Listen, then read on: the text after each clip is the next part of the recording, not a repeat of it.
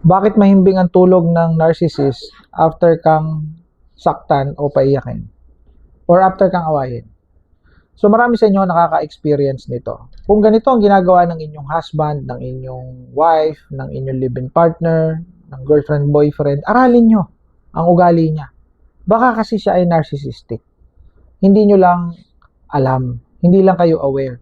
Kasi itong pagtulog ng mahimbing after kang awayin or after kang paiyakin, after guluhin ng buhay mo, guluhin ng isip mo, ang emotion mo, guluhin. Tapos ang sarap ng tulog mahimbing, humahagok pa. Aba, ito'y gawain ng isang narcissist. Habit ito.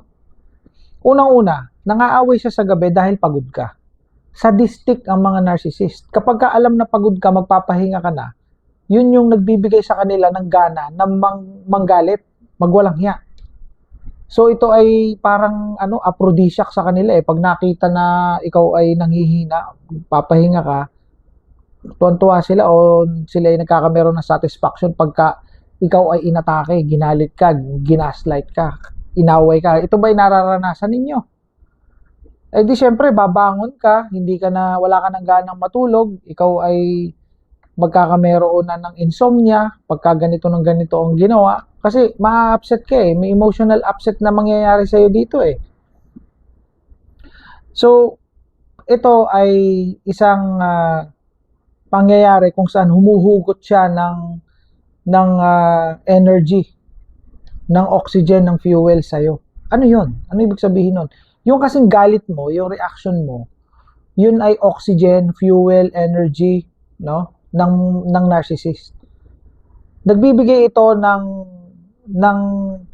kasiguraduhan na ikaw ay under control. Ikaw ay manipulated. Kasi once na nakikita ng narcissist na nagagalit ka, nagwawala ka, ibig sabihin, kontrolado ka. Kontrolado ka niya. At siya ay masasatisfied doon. Ngayon, pag siya ay nasatisfied, pag siya ay meron ng satisfaction, hihimbing na ngayon ang tulog niya. O aantukin na siya. Magbibigay yun sa kanya ng reassurance, parang ang dating pang-aaway na yon ay yung sa baby, no? Kung sa baby yung parang hinihili ang datingan nung ginawa mong yun para sa kanya. Kaya pagka ikaw ay nagdadaldal o nagiiyak, yung gumaganong ka habang siya ay nakahiga, yun ang nagpapatulog sa kanya.